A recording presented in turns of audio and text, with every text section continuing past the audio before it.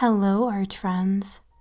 My name is Fleshwood, and today I finally have another Creepypasta to Cutiepasta video for you. Make sure to watch this video in the dark with the lights off and your headphones on for the best viewing experience. This Creepypasta is titled Clockwork. Your time is up.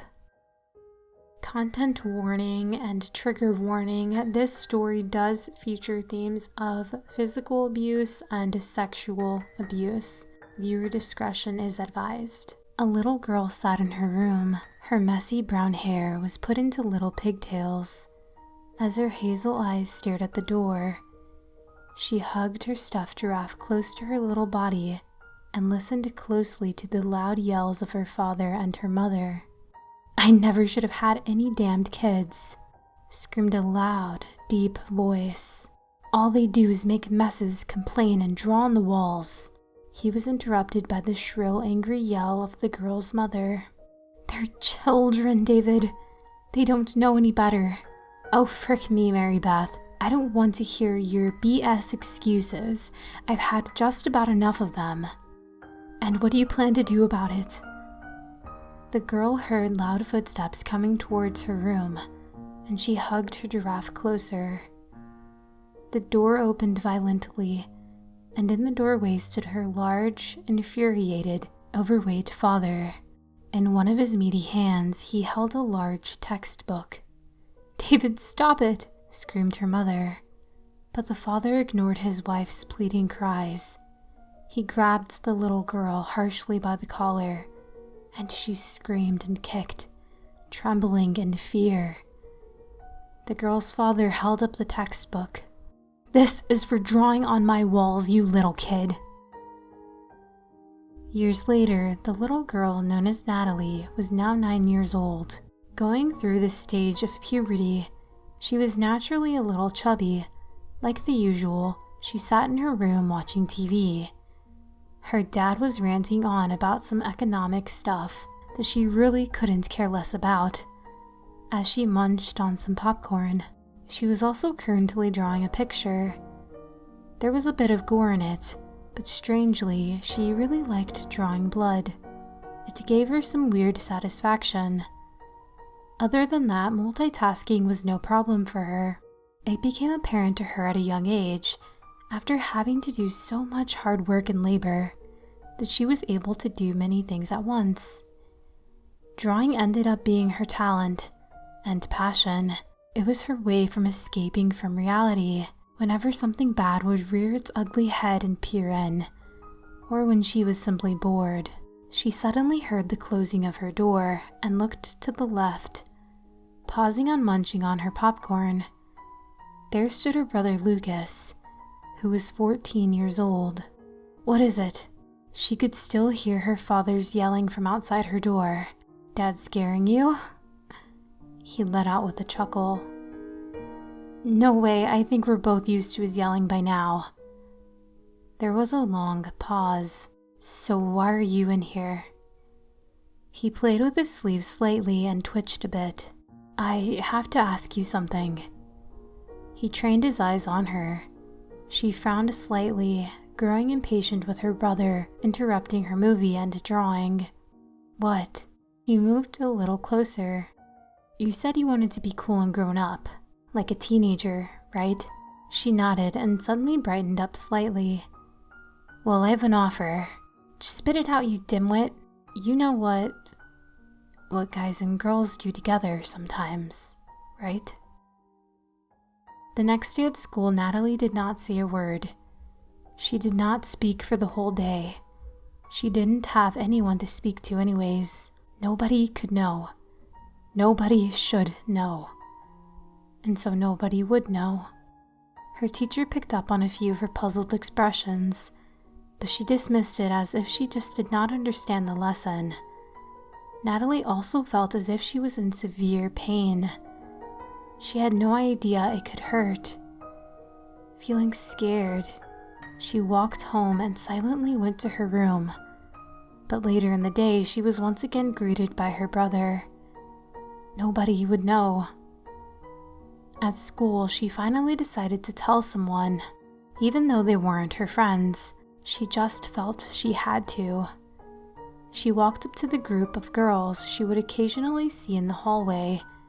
They looked like nice girls, and they and Natalie had occasionally talked before. "Hey, Mia."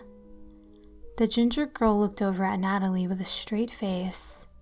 "Yeah," Mia said to Natalie. I really need to talk to you about something. It's been going on for a while, and you and your friends, well, I feel like you're the only people I can trust." Mia and her friends seemed to pull little smirks, but only for a moment. Little did Natalie know that they were hungry for gossip. "All right, you can trust us. What's up?" One day later was all it took. She had been getting constant remarks on social networking sites such as Facebook. One time, someone even called her a... Not to mention, their lunch had ended up getting in her hair. It was going to be the least of her problems, but Natalie, being only 9, could not help but be greatly upset at this fact. However, she did not cut, she did not peep, and she never said a word about it. As you may recall so far in this journey, she had kept everything inside. She supposed it was better. She wouldn't let any pain get the best of her. 3 a.m., school night. Her mother was going to kill her. The girl known as Natalie was now 16. She was productive in high school, close to the honor roll. For once, she felt calm and happy. Though, like the usual, she would occasionally become a hermit in her room, hiding away from her dad, who still liked to constantly yell and scream about the economy, money, and politics, and all of that other BS that she was flat out tired of hearing. Her eyes started to feel heavy. She had an assignment to work on, but that was no longer important to her. All that was on her mind was sleep. She closed her laptop, and after her eyes adjusted to the darkness slightly, she saw her old, worn-down stuffed giraffe in the corner.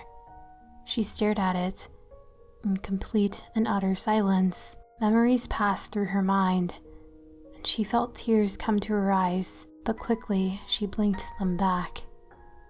No more breaking, she thought to herself, but she continued to stare at it. "What are you looking at?" she said to the stuffed object. It simply stared back with soft, black, beady eyes. She shook her head and stood up. She looked down sadly at the little toy animal and gently picked it up in her arms. She cradled it and spoke softly to it. I'm sorry." Tears ran down her face. She pet its rough, short fur softly as she lay down on her bed. She slowly went to sleep. She was woken up by the angry growls of her mother. Exhausted, she slowly opened one of her eyes. "I can't believe I forgot to take that laptop away. You were on it all night, weren't you?" Natalie sighed and pressed her face deeper into the pillow, hugging her giraffe closer. Her mother sighed and walked out. She took a shower, brushed her teeth, and ate some breakfast. Then she got dressed. She put on a gray and blue hoodie with fur inside its hood. It wasn't her favorite, but it was the only one she could wear to school due to the others being in the wash. She also put on black jeans and some thin, fashionable boots. Finally, she went down the stairs to get driven to school. She hopped in the car and her mom sped off. However, on the way there, due to lack of sleep, she slowly put her head against the window of the car and began to drift off. Her dreams, or more accurately, nightmares, consisted firstly of her physical abuse as a child, and secondly of the sexual abuse she had suffered at the hands of her own brother, Lucas. The abuse had lasted for 4 years before she had the guts to turn him away. She started twitching and cringing in her sleep, but her mother took no notice. Her mother never took notice. Suddenly, she was jolted awake by the sound of her mother's voice. "We're here," her mother said with annoyance in her voice, most likely from catching Natalie napping again. She looked at the large sign of the school, which read Walkerville Collegiate Institute for the Creative Fine Arts. She sighed tiredly and stepped out, putting her backpack on her shoulder. "See ya," she proclaimed, and closed the car door. She walked into the school and chatted with a couple of friends until she went up to her locker on the 3rd floor. She grabbed her books, and before the 5 minutes of time was over, she ran to class. Her English teacher annoyingly put her hand on Natalie's desk. "Where's your assignment, Miss Olette?" Natalie swallowed. I forgot it at home. Sorry, Miss Homanook." "Your time is up, Miss Olette." "Don't disappoint me." Natalie seemed puzzled by the thought for a moment. She didn't know why, but those words seemed to melt through her. She simply ignored it and went back to listening to the lesson, and falling asleep not too long after, of course. Later that day, she was heading to her locker for 4th period, when suddenly her boyfriend, Chris, approached her. "Hey, talk to me after school, alright?" She smiled.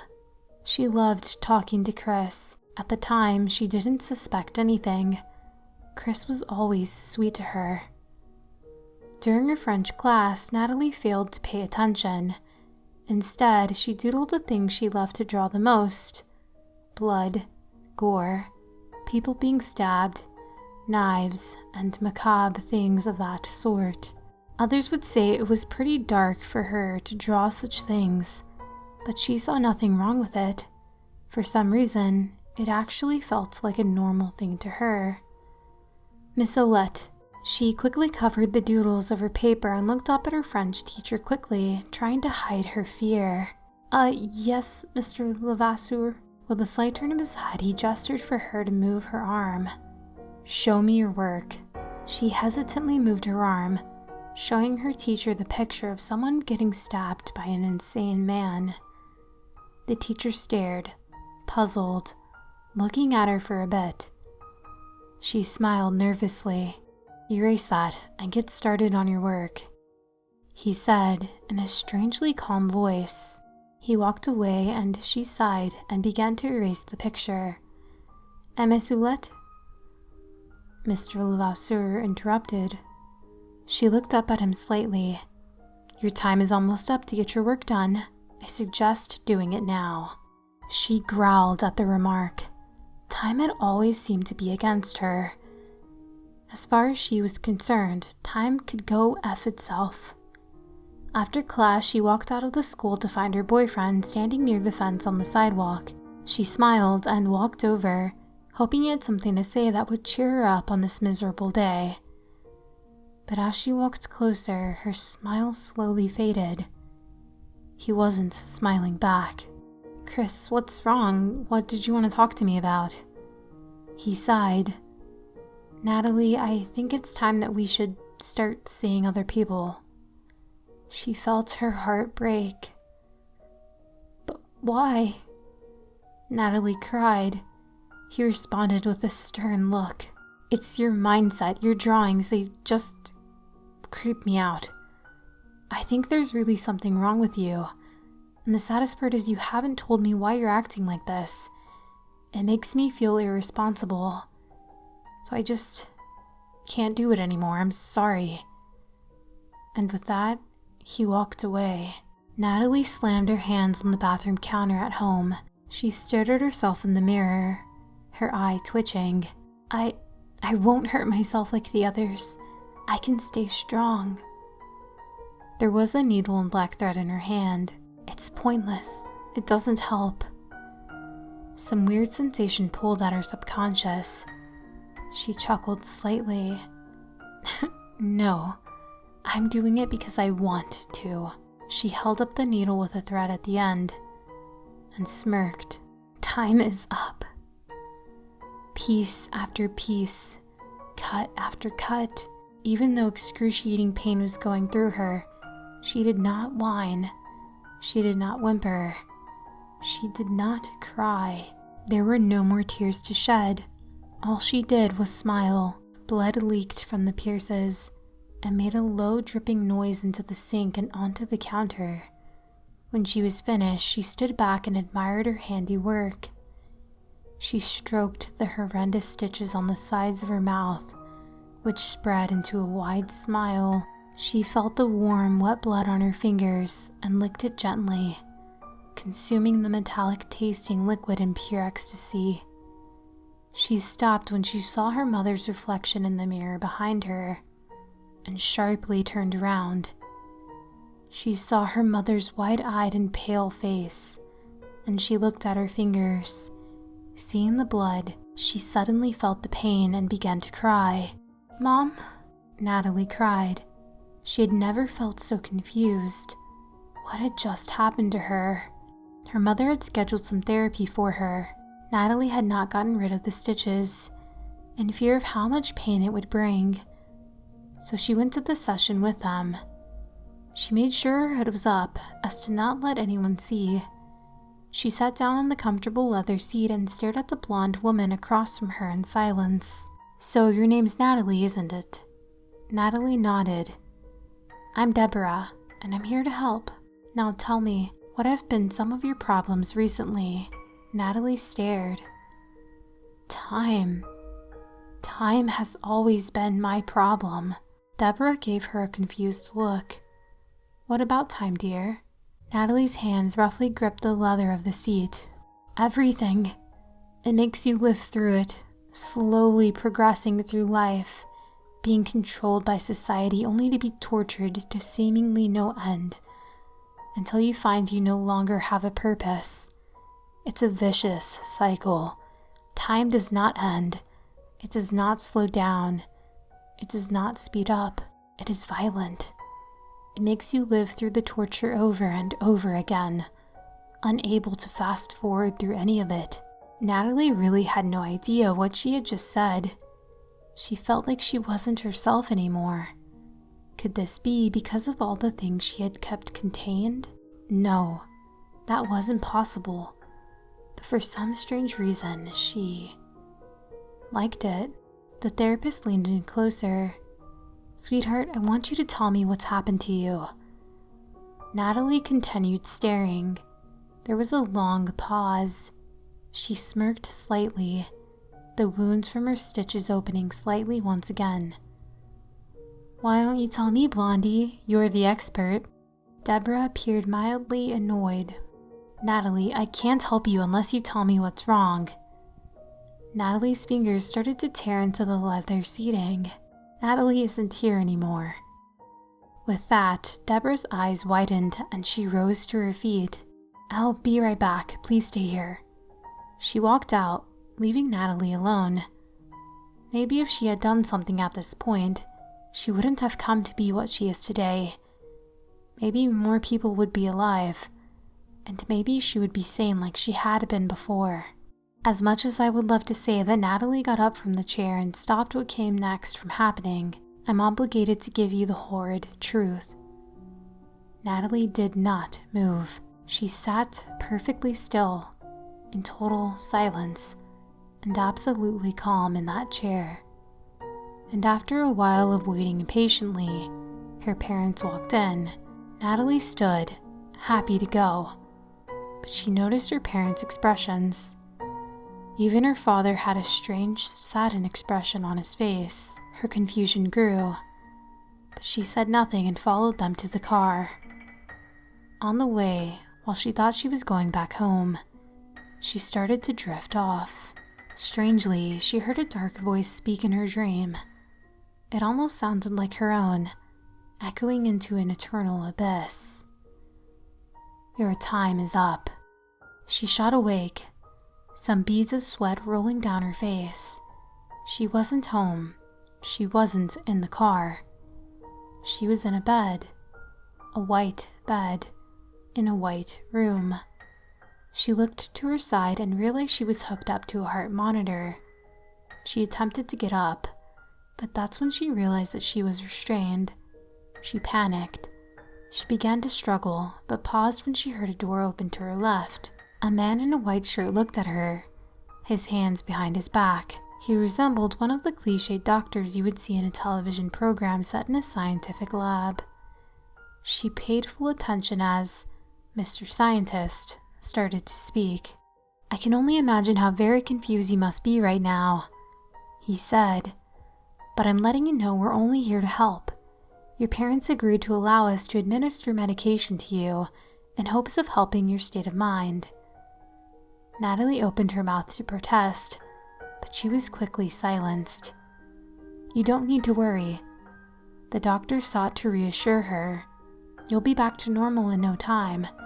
Just try to relax." He walked over, and as he did, she tried to skittishly move away, but was unable to due to the leather straps binding her wrists and legs. He carefully took a mask and put it over her mouth and nose. She stubbornly tried to get it off, but felt herself starting to slip under as the drugs kicked in, and slowly her eyes shut. Suddenly Natalie woke up. She couldn't comprehend what she was seeing. She was being given multiple injections, and something was being rubbed on her skin. She felt woozy but was otherwise completely aware of her surroundings. She was entering a rare state patients sometimes find themselves in while undergoing surgery, in which they are able to see as they are being worked on. In this state, they can feel the pain, and their brain is active, but they are unable to respond. Natalie, however, was able to. Her heart rate began to accelerate, as reflected on the nearby monitor, and the doctors took notice of this. They looked at her and took notice of her opened eyes. One of the doctors yelled at another. Natalie couldn't make out what they were saying, but she suddenly felt a rush of adrenaline. Shaking violently, she slowly started to slip out of her bonds. One of the doctors moved to hold her down, but then hesitated to do so.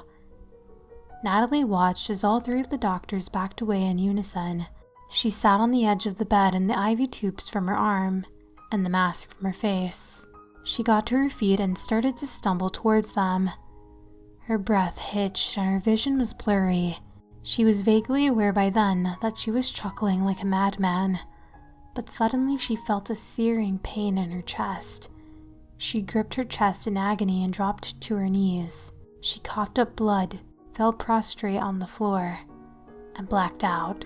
Natalie woke up slowly and groggily some time later. She found herself back in bed and a doctor sitting beside her. "I'm so sorry, Natalie. Something went horribly wrong." Natalie didn't know why, but she felt a tremendous amount of hatred towards the doctor. He took notice of her disgust and looked away instinctively. "You weren't supposed to wake up while we were giving you the doses for your mental state," the doctor continued. "We aren't sure how it affected you, but we have a feeling we're going to find out." He paused for a moment before taking out a small mirror. The entire time, he looked away from her. "Regrettably, the medication impacted your appearance as well." Natalie looked at herself in the mirror, and her eyes widened. Her eyes were completely green. She noticed she still had the stitches in her mouth as well, but for some reason, she couldn't help but feel overjoyed. Her heart rate began to rise again. She gave a low chuckle. The doctor looked on in shock as Natalie quickly moved toward him until she was close enough for him to feel her breath. "Doctor?" she began, still chuckling. He trembled slightly and pressed a button on the underside of the monitor. Yes?" he stammered in reply. "Your time is up." A loud scream was heard from the halls of the facility. 2 security guards rushed into the room, kicking open the door. Blood. Blood was the first thing they saw. Blood on the walls, on the bed, on the floor, even on the ceiling. Natalie had strapped the doctor to her bed. The bed was bent at a sharp angle, and the doctor's spine was completely snapped. Blood poured from his eyes, nose, and mouth. And there in the corner was the murderer, happily drawing her gruesome pictures on the wall in blood, alongside the hastily scrawled phrase, "Your time is up." Natalie slowly turned to look at the guards, and a wide, crazy grin spread across her face. "Hello, friends. Would you like to play?" And with that, Natalie began laughing uncontrollably. The guards quickly drew their guns, but before they could act, Natalie charged at one of them. One of the guards fired a round, but Natalie was able to dodge it. She grabbed a large knife from a sheath on his pocket and slashed it right across his waistline. Blood and organs flooded out, and he collapsed to the ground. She inhaled deeply, loving the damp stench of death. The remaining guard shook with fear and dropped his gun. She slowly walked up to him and placed the tip of the knife against his chest. "Your time is up." She slowly slid the knife down his chest, all the way to the end of his abdomen. His organs spilled out onto the floor, and he collapsed, dead. Natalie's mother had been sleeping soundly in her room beside her husband. She woke to the sound of knocking on her door. She groggily got up and walked out of the bedroom and to the front door. It was pouring outside, and thunder boomed in the distance. She approached the door but paused before grabbing the knob. She detected a faint sound of insane laughter. The rain and thunder seemed to quiet down suddenly. She pressed her ear against the door and listened closely. "Hello, Mother," a voice from the other side called out. Natalie burst through the door, wielding 2 knives. Her mother stumbled back, hitting her head against a nearby coat rack. One of the hooks penetrated her skull, and she bled considerably from the resulting wound. She fell to the ground, paralyzed, but still conscious, lying in a pool of her own blood. Natalie towered over her, and then knelt slowly to meet her mother at eye level and displayed her blood-soaked blades proudly. "I was suffering, Mother," Natalie cooed. She ran the tip of her knife against her mother's cheek, cutting it slightly. Natalie tilted her head. "But you did nothing." All her mother could do was shake and gasp, like a fish out of water. Natalie grabbed her mother and gently laid her flat on the ground.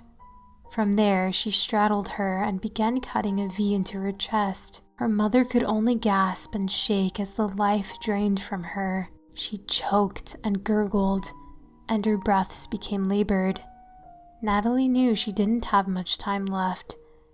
She proceeded to forcibly open her mother's chest cavity with a loud crack, reaching in and grabbing her mother's still beating heart with her bare hand. Its pulses were growing farther and farther apart. Suddenly, she ripped it out, blood spraying all over her face. She stared her mother directly in the face as she took her final breaths. "Sweet dreams," she said to her mother's corpse. "Your time was up." She put the heart into her mother's mouth, patted her cheek softly, and stood up. She wasn't done yet. Natalie's father, David, had stirred awake and had realized that his wife had not returned to bed yet. His eyes had only just adjusted to the darkness when he suddenly noticed Natalie standing at his bedside with a crazed smirk plastered on her face and her newly green-tinted eyes glowing in the darkness. She was covered in blood, and the scent was unbearable. She frowned dramatically. "Oh dear, Mother's gone. I wonder who will get the money." Natalie jeered. She swiftly grabbed her father's forehead, laughing maniacally. "That's all you ever cared about anyway."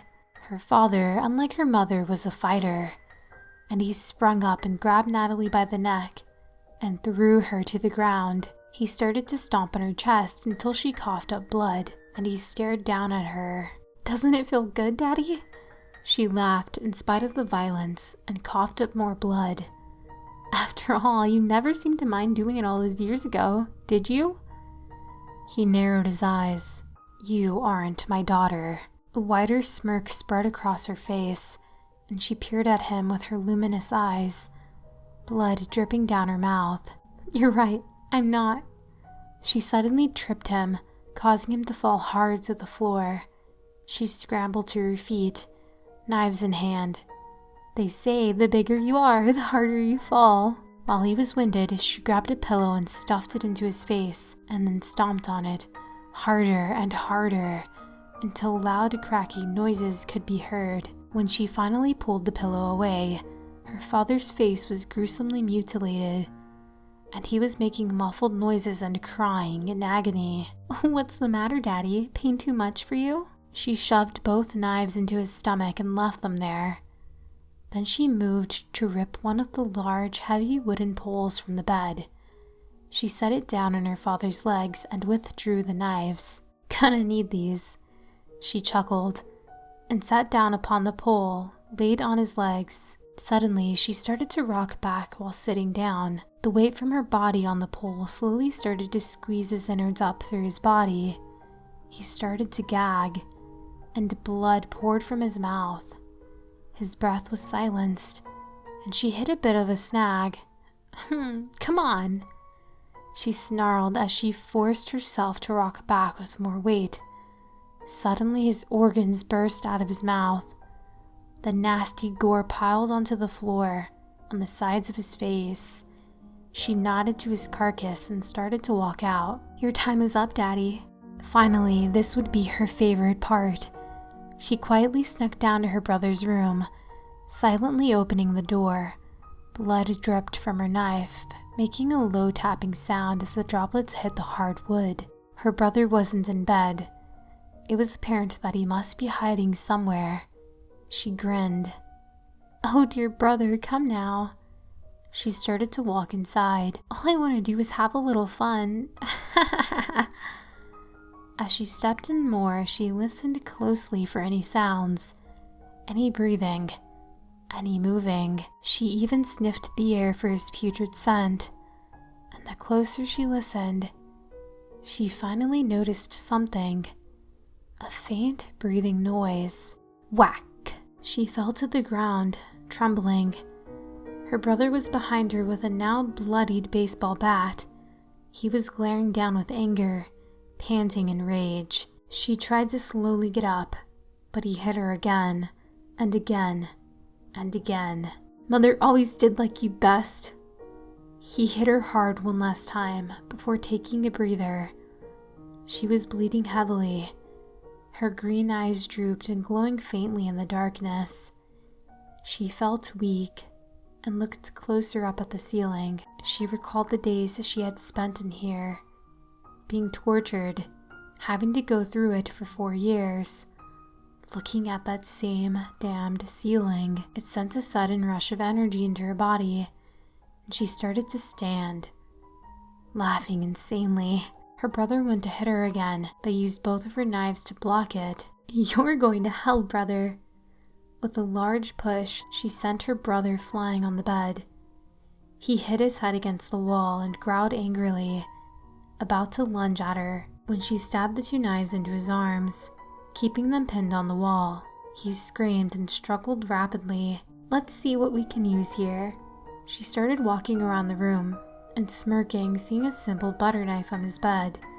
She picked it up and walked over to him. They say that the eyes are the softest organs on the body. She slowly licked the knife. Soft as butter. He looked in horror, trying to get away, as she started to dig out his eyes with the knife. He shrieked loudly, and she quickly tied a cloth around his mouth. Now, we can't have you waking the neighbors." He wasn't able to see anything, and the pain was unbearable. Blood leaked violently from his eye sockets. He would cry, but was now incapable. She dug around for more items, and picked up a pair of scissors. She walked over to him, crawling over him. "I think you need to cut loose, brother." She stabbed the scissors into his gut, and he cried out in a muffled scream of pain. She treated him like arts and crafts, cutting through his skin like paper. She lifted up his large intestine and smirked wickedly. "You know what I love? Macaroni art." She started to cut the intestine into sections. "These might be a little too big to put on a plate, though." She could hear her brother foaming blood from the mouth. However, he had to swallow the blood back because of the cloth around his mouth. "Doesn't that taste good?" She licked his blood off her fingers. "I sure know I like it." He let out another muffled scream. She went down to his toes and started cracking them and ripping them off, one by one. After a while, his screams grew futile. His throat was raw and bloody by now. Next, she worked on his fingers, snapping them and ripping them off slowly. The gurgling became louder, and he started to squirm. He was choking on his own blood. She pulled the cloth down, and blood poured from his mouth, and turned his head to the side, and vomited violently. There, brother," she said, patting his head. "Eat this and feel better." She stuffed one of his fingers into his mouth, making it jam into his throat. He choked and slowly died. "Your time is up." The girl known as Natalie walked into her room, dripping blood. Off to the corner she saw it, her stuffed giraffe. She knelt down and stared at it. Then, without a word, she stood back up and walked over to the bathroom, staring at herself covered in blood. She heard a faint ticking noise. She looked down and saw a pocket watch.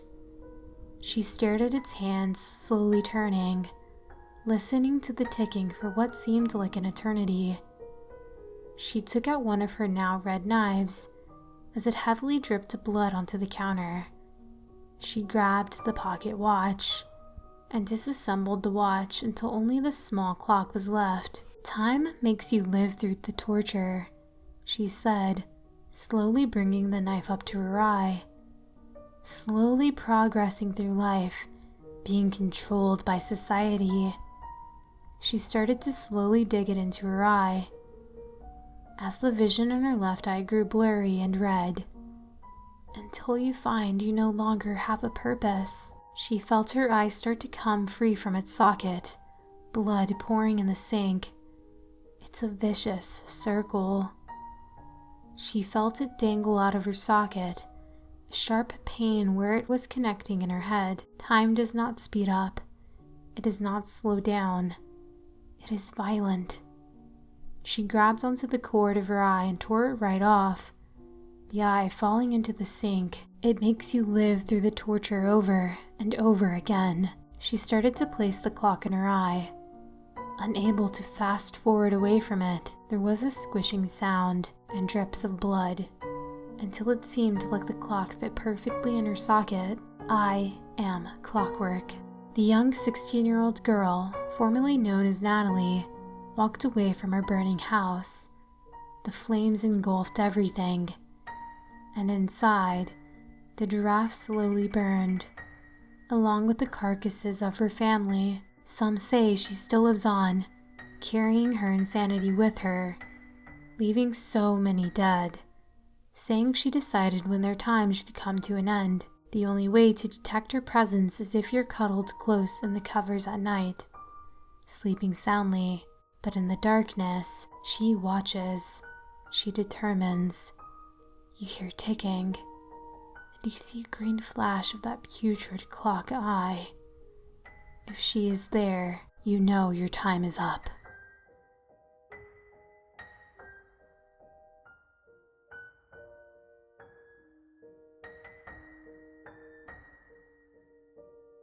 For our cutie Clockwork, I decided to draw a close-up portrait of her holding her stuffed giraffe. She is a playful, sleepy version of Clockwork. The fur in her jacket is oversized for extra comfiness. I also decided to give her pigtails, similar to what she was described as in the beginning of the story.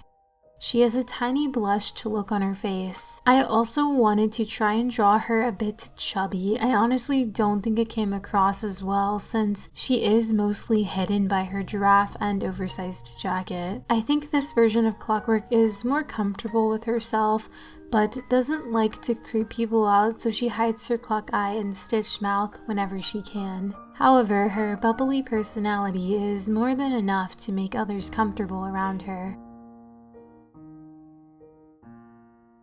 I know it's been a while since my last Creepypasta to Cutiepasta video, but I definitely want to make more for you. I am curious, do you guys like to hear me read the whole story, such as in this video, or would you prefer a short summary of the character's background? Let me know in the comments down below. Also, let me know what character you'd love to see me draw next. Thank you so much for watching, art friends. Until the next video. Bye.